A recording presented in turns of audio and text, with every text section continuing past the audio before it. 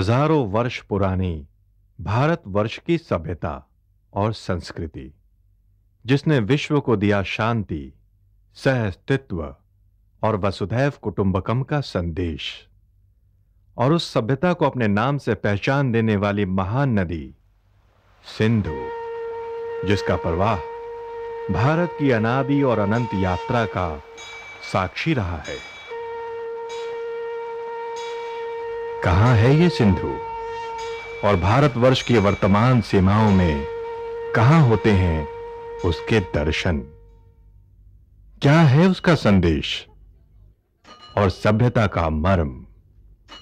ये धारावाहिक भारतवर्ष की इन्हीं जिज्ञासाओं का उत्तर देते हुए 10 सोपानों में पूर्ण होगा।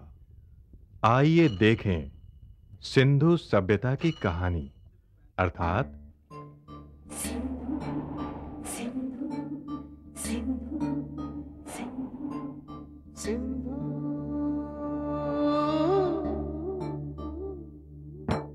सिंधु सदियों से हमारे देश की पहचान है।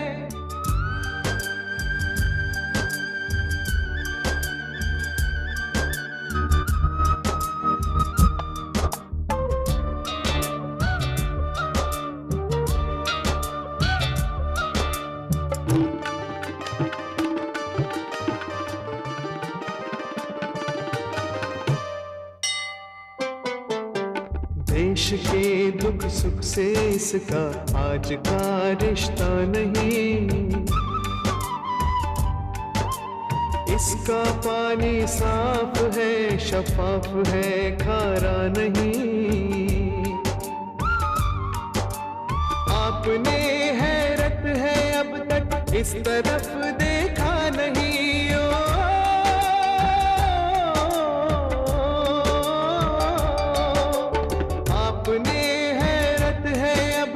इस तरफ देखा नहीं, जो सियासत ने बनाया है ये वो नक्शा नहीं, जो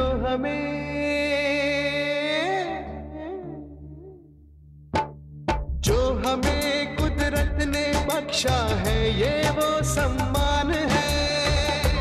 हिंदुस्तान है, हिंदुस्तान।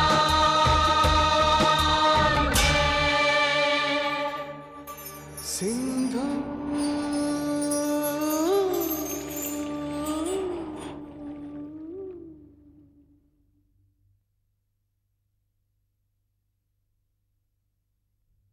सिंधु के इतिहास की शुरुआत होती है सृष्टि के सृजन के साथ, लेकिन हर सृजन का जन्म होता है प्रलय से।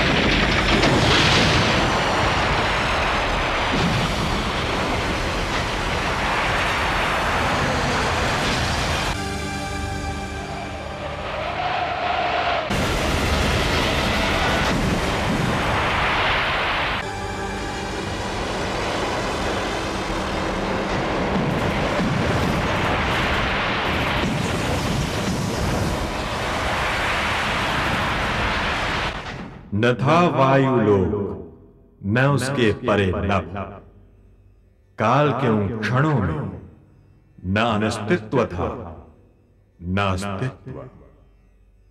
प्रकाश नहीं था सो दिन नहीं था, इसलिए रात्रि के भेद का कोई अर्थ नहीं था। जीवन नहीं था, इसीलिए मृत्यु का कोई महत्व नहीं था। प्राण नहीं थे, इसीलिए श्वास की कोई आवश्यकता नहीं थी। केवल एक सृष्टि थी, निराकार ब्रह्मसी, तम से ढके, शून्यता एवं आकारहीनता का साक्षी कोई भी नहीं था। अग्नि शांत थी, किंतु आंच शेष थी। यही आंच उस इकाई में ढल गई जिसे हम ब्रह्म कहते हैं, जो सृजन करता है, एक से अनेक होता है, जो सत्य बनता है, शिव बनता है, सुंदर बनता है।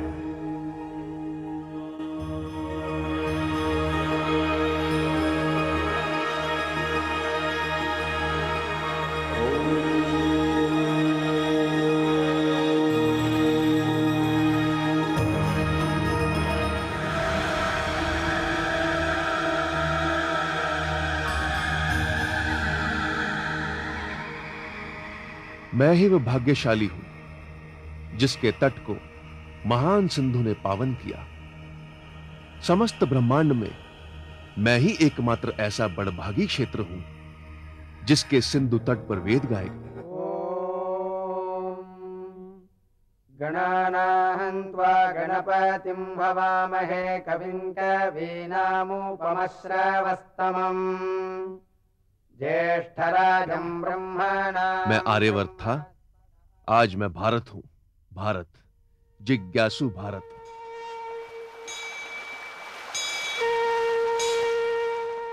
आओ, तुम्हारा स्वागत है। देर लगी आने में तुमको, शुक्र है फिर भी आए तो।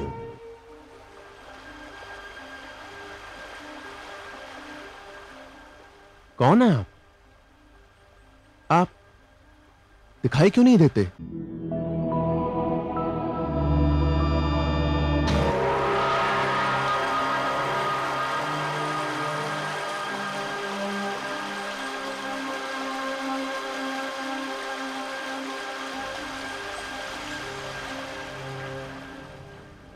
आयुष्मान भवा। कौन है आप? मैं? पहले आप अपना परिचय तो दें। मैं भारत हूं। जानता हूं, भारत हो। मैं सिंधु हूं। सिंधु? हां, मुझे वेदों ने सिंधु कहा है। सागर को सिंधु की संज्ञा देकर वेदों ने मुझे गौरव प्रदान किया है। मुझसे ही सिंधु से हिंदू, सिंध से हिंद कहलाया। मेरा उद्गम भगवान शिव के चरण पखारता है। कैलाश मेरा क्षेत्र है।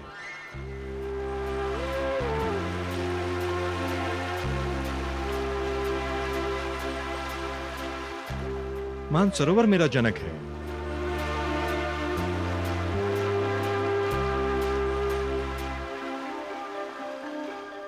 वेदों की ऋचाएं मेरे तट पर गाई गईं।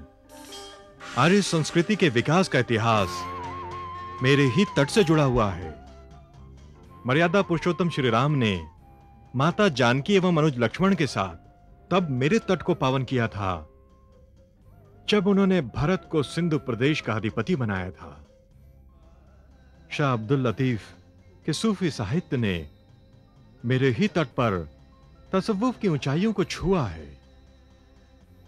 भगवान बुद्ध ने जब सिद्धार्थ के रूप में सोती यशोधरा को त्याग कर वैराग्य के पथ पर प्रथम चरण धरा था, तो उनके साथ सैंधव अश्व छंदक था, जिसे उन्होंने मेरे ही तट पर विदा किया और सिंधु प्रदेश जाने का आदेश दिया। पावन सिंधु आप तो हमारी संस्कृति, सभ्यता और स्वर्णिम इतिहास का जीता जागता वांग्मय है। मैं धन्य हुआ। स्वतंत्रता के 50 वर्ष पश्चात भी मुझे अपना परिचय देना पड़ा। इसका उल्हाना तो तुम्हें सुनना ही होगा। भारत, मैंने तुम्हारी विशालता के दर्शन किए हैं। तुम्हारी अखंडता का साक्षी रहा हूं मैं। आर्य संस्कृति की गगनचुंबी ऊंचाइयां देखी हैं मैंने। तुम्हारे गरिमा में गौरवशाली अतीत का साक्षी रहा हूं मैं। तुम्हारे उत्थान की लालिमा और पतन की कालिमा सब देखी है मैंने। तुम्हारे सुख में हंसा, तुम्हारे दुख में रोया। आश्चर्य, तुमने मुझे ही बिसार दिया। पाणिनि का भाषा विज्ञान और शिक्षा संस्कृति के कालजयी नाम तक्षशिला, हड़प्पा, मोहनजोदड़ो सब भूल गए भारत। मेरे पास इसका उत्तर नहीं है पावन सिंधु। हो भी नहीं सकता भारत। आक्रमणकारियों को मार्ग बताने वाले, उन्हें निमंत्रण देकर स्वतंत्रता की बेड़ियां पहनाने वाले तुम्हारे अपने देश के लोग थे ना। आक्रांता मोहम्मद बिन कासिम की बर्बरता और सिंधु नरेश दाहिर का बलिदान मुझे तो याद रहा कि तुम मुझे भूल गए। अटक से कटक का मुहावरा हिंदुस्तानियों को तो याद रहा कि तुम मुझे भूल गए। मुझे इस बात का दुख है पावन सिंधु। होना चाहिए भारत, दुख होना चाहिए। विश्व विजेता का स्वप्न लिए यूनानी सिकंदर ने मेरे ही वक्ष पर युद्ध किया था।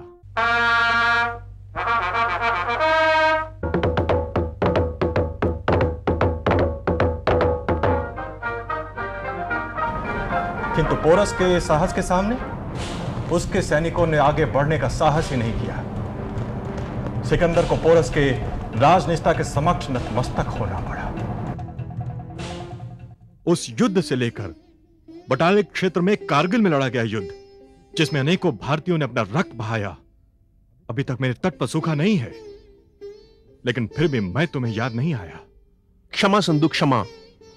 मैं आपका आभारी रहूंगा यदि आप अपनी गाथा मुझे अपने मुख से सुनाए और आज के इन नवयुवकों में राष्ट्रभक्ति का ओज भर दें। सुनाऊंगा, अवश्य सुनाऊंगा।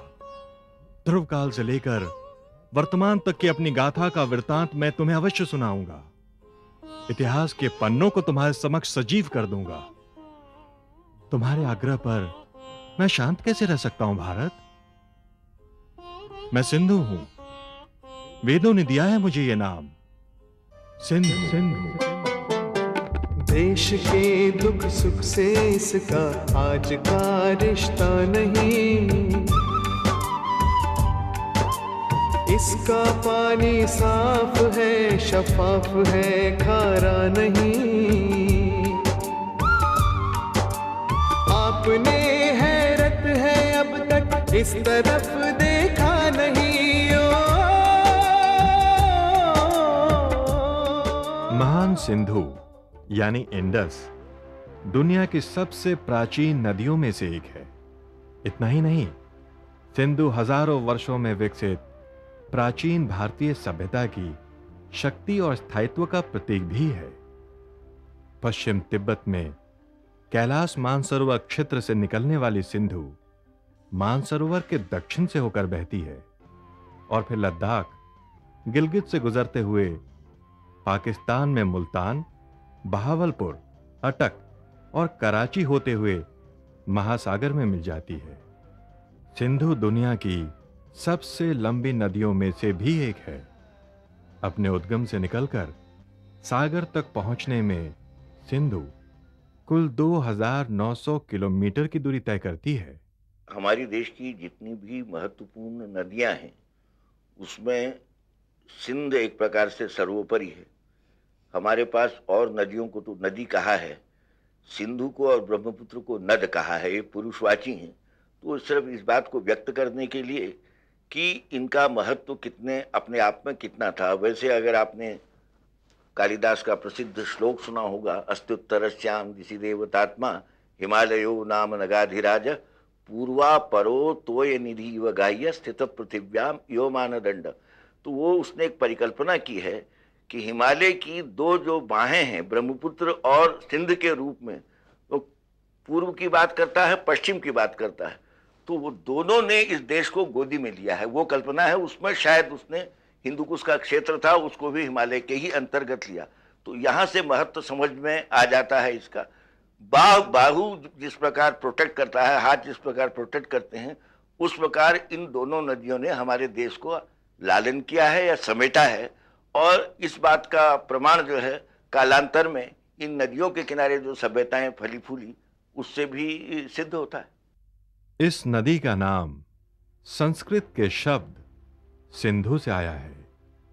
प्राचीनतम ग्रंथ ऋग्वेद और अन्य प्राचीन स्रोतों में सिंधु नदी का उल्लेख है। विद्वान मानते हैं कि यही देश के नाम का स्रोत भी है। हिंदू, हिंदुस्तान और इंडिया जैसे शब्द सिंधु तथा विदेशियों द्वारा दिए गए इंडस शब्द से ही निकले हैं। पहले मर्तबे जब ईरानी आक्रमणकारी हमारे यहाँ आए, हकमी साम्राज्य बना, जिसको एक्मेनियन कहते हैं। किस काल में? यह हुआ लगभग 6ठी शताब्दी ईसा पूर्व, 5वीं शताब्दी। उसमें नाम उनके दारा वहु वो लिखते हैं, कुरुश नाम लिखते हैं, जिसको अंग्रेजी में ग्रीक में साइरस करके लिखा है। तो और उनकी जो भाषा है, अगर आप उसको पढ़ें तो संस्कृत से मिलती जुलती वो है। उनके अभिलेखों में 2 उनकी सेट्रपीज थी, 2 उनके प्रांत थे, हिदू और गदर, गंधार का क्षेत्र और सिंध का क्षेत्र, जिसको पहले मर्तबे वहाँ हम इस हिदू शब्द का प्रयोग देखते हैं, जिसको इन्होंने अपनी 20वीं सेट्रपी माना है, अपना 20वां राज्य माना है, और जहाँ से बाकायदा कर जो थे ईरान को जाता था। ये सबसे पहला उसका प्रयोग है। कालांतर में इसी को फॉलोअप करके फिर इन्होंने ग्रीक्स ने लिखना शुरू किया, इंडस के नाम से ही इंडियन बना। तो एक प्रकार से नाम, और बाद में जो गैर मुसलमान थे उसमें जो यहूदी थे या ईसाई थे उनको कह लेते हो अहले किताब, मतलब उनको मालूम था और उनके पैगंबरों का भी आदर करते थे। उसके अतिरिक्त जो थे हिंदुस्तान के निवासी, उनको उन्होंने हिंदी या हिंदू कहना शुरू किया। इसलिए हमसे अरब ने गिनतियां सीखी थी, इसलिए आज भी उर्दू वाले उनको हिंद से कहते हैं, क्योंकि तो इसलिए सिंध नदी ने इन कई नामों को एक प्रकार से उत्पन्न किया है। विश्व की अनेक नदियों और नदी घाटियों ने विभिन्न सभ्यताओं के जन्म, पोषण और विकास में महत्वपूर्ण भूमिका निभाई है। ऐसी प्रमुख नदियों में नील, टाइग्रिस, यूफ्रेटस, हवांग हो, यांगसे, क्यांग के साथ साथ सिंधु नदी भी है। देवभूमि से जितनी भी नदियां निकली हैं वो सब अपने में अलौकिक है। इनका वर्णन वेद, पुराण, शास्त्र सभी में मिलता है। जब हम इतिहास में आते हैं तो सिंधु घाटी की सभ्यता, तो सिंधु से ही हमारी संस्कृति का उद्गम देखा जाता है। ईसा से भी पूर्व यह प्रमाण मिलता है कि सिंधु घाटी की सभ्यता को, मोहनजोदड़ो को लीजिए और लीजिए इतिहास में, और आज के परिवेश में सिंधु से हिंदू, जो हमारे व्याकरण शास्त्र के आधार पर सिंधु से हिंदू बना, हिंदू से हिंदू संस्कृति, हिंदुस्तान जो भी कहा जाता है, तो बिना सिंधु के हिंदू, हिंदुस्तान, हिंदू संस्कृति की कोई कल्पना नहीं। इसमें चाहे हमारे अपने बौद्ध हैं, चाहे जैन हैं, चाहे सिख हैं, जितने भी धर्मावलंबी हैं, इनके सब आचार्यों ने, पूर्वजों ने, महापुरुषों ने, गुरुओं ने, भगवान बुद्ध ने, भगवान राम ने, भगवान श्री कृष्ण ने, भगवान रामानुजाचार्य, भगवान शंकराचार्य, ये सभी आचार्यों ने इन नदियों का जल पान करके, इनके पवित्र तीर्थों में निवास करके बहुत कठोर तप किया है, और सारी संपूर्ण विश्व की धरती के कल्याण के लिए उन्होंने कामनाएं किया है। सिंधु की यात्रा 5000 वर्ष प्राचीन सभ्यता तक ले जाती है। हड़प्पा और मोहनजोदड़ो सिंधु घाटी सभ्यता के ही 2 प्रतीक हैं, और अब तो यह सिद्ध हो गया है कि भारतीय सभ्यता और वैदिक संस्कृति की नींव भी यहीं सिंधु और सरस्वती नदी के तट पर ही पड़ी, और वेदों की रचना भी यहीं पर हुई। ऋग्वेद का प्रारंभिक हिस्सा जो है वो कहां लिखा गया, क्योंकि आरंभिक वही है। तो उसको जब मैंने देखा तो मैंने ये पाया अपने एटलस में कि जींद नाम का जो एक डिस्ट्रिक्ट है हरियाणा में, उसी जिले में सबसे ज्यादा वो साइट्स हैं जिनको हम अर्ली हड़प्पा कहते हैं, जिसकी तिथि की 3500 ईसा पूर्व, 3300 ईसा पूर्व से लेकर के और लगभग वो 1700 ईसा पूर्व तक की जो संस्कृतियां रही हैं, उनका सबसे अधिक जमाव वहां रहा है, जिसे हम अर्ली हड़प्पा कहते हैं। वो 3300 से लेकर के 2600 ईसा पूर्व तक वो बढ़ती है। और दूसरी चीज मैंने क्या देखी कि ये जो जींद डिस्ट्रिक्ट है, ये सरस्वती और दृषद्वती सरस्वती की एक सहायक नदी थी, इनके बीच में पड़ता है। ऋग्वेद के आरंभिक इसमें सबसे ज्यादा सरस्वती का वर्णन आता है, 50 बार से अधिक आता है, 60 के लगभग आता है। और तब मैंने ये पाया कि आखिर ये जो ऋग्वेद का मंडल 6 है और जो अर्ली पीरियड का है, वे सब के सब मेरी दृष्टि में सरस्वती के किनारे और ऋषभवती के किनारे लेके गए, जहां पर ऋषि बार बार वर्णन करता है सरस्वती का। सरस्वती समुद्र से निकल तक जाती है, समुद्र तक जाने से पहले वो हिमालय के पहाड़ों से निकलती है, वेगवान है, तोड़ती हुई निकलती है, ऐसा ऐसा बहुत इसका वर्णन है। मैंने बहुत बार इसको लिखा, सब इसे जानते भी हैं। तो प्रश्न ये मेरे सामने था, क्या ऋग्वेद की रचना, खासतौर पर प्रारंभिक मंडलों की रचना, क्या यह हरियाणा में हुई, सरस्वती के किनारे हुई, या जैसा ये विदेशी उद्यान कहते भारत के बाहर हुई, मध्य एशिया में हुई, या यूरोप में कहीं हुई? इसके तरह जब मैंने पुनः विचार किया तो मुझे पाया, और जो मैं बहुत जल्दी 6 महीने में छपने वाला है, कि आप स्वयं देख लें कि अर्ली हड़प्पा के जितने भी साइट्स हैं उसमें बिगेस्ट कंसंट्रेशन जो है वो जींद डिस्ट्रिक्ट में यानी हरियाणा में है, सरस्वती नदी पर है। इसलिए मेरा कहना यह है कि सरस्वती के किनारे जो ऋषि लोग रहते थे और जो ऋषियों के परिवार रहते थे, उन लोगों ने जो ऋचाएं रची उन्हीं को ऋग संहिता में रखा गया। और इसलिए जो अर्ली ऋग वैदिक ऋषि थे वे दुनिया में कहीं और नहीं रहते थे, सरस्वती के किनारे जींद डिस्ट्रिक्ट में हरियाणा में ही रहते थे। इसी को आगे चल के इसी का से इसका नाम आर्यावर्त पड़ा, और यहां से फिर वो सिंधु की ओर चलते हैं। जब हम और मंडलों पे आते हैं बाद के मंडलों में, तो हमको सिंधु नदी 68 बार मिलती है, सरस्वती से ज्यादा मिलती है, और उन परिवारों का भी जिक्र आता है जो कि वो सिंधु की ओर जा रहे हैं, वहां रह रहे हैं। अर्थात कि अगली जो ऋग्वैदिक लोग हैं वे तो सरस्वती के किनारे हरियाणा में थे, जो थोड़े बाद के हों वो पश्चिम की ओर बढ़ रहे हैं और वे सिंधु में चले जा रहे हैं और वहां का भी गुणगान करने लगते हैं। हिंदुस्तान के विभाजन के बाद अब सिंधु नदी का अधिकांश हिस्सा पाकिस्तान और पाकिस्तान अधिकृत कश्मीर में है, लेकिन भारतीय भूभाग के लद्दाख क्षेत्र में आज भी पावन सिंधु कल कल निनाद कहती हुई बह रही है।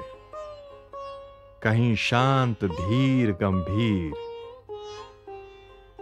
तो कहीं सिंह की तरह गर्जना करती हुई, भारत के हजारों वर्ष के गौरवशाली अतीत की गवाह, भारत की पहचान सिंधु। इस नदी को देश की हर एक कहानी याद है, इसको बचपन याद है, इसको जवानी याद है। ये कहीं लिखती नहीं है, मुँह ज़बानी याद है। हो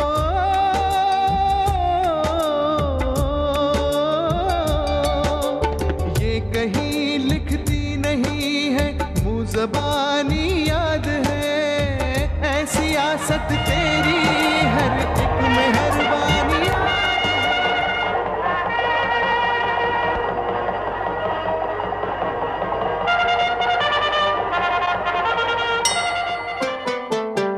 था कहाँ तक देश कल तक ये बताती है हमें, अपने आईने में ये माजी दिखाती है हमें। जान देना मुल्क पर सिंधु सिखाती है हमें। हो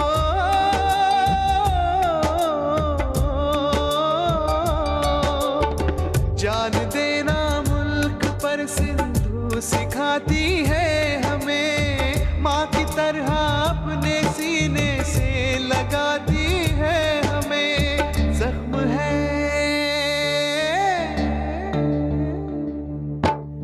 जख्म है छाती पर, लेकिन होठ पर मुस्कान है।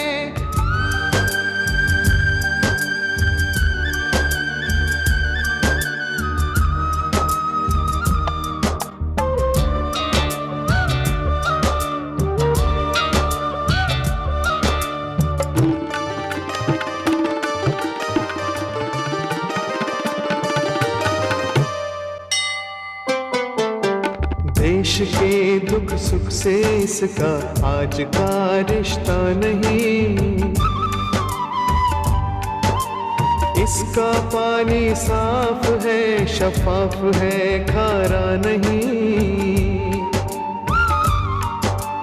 आपने हैरत है अब तक इस तरफ देखा नहीं। ओ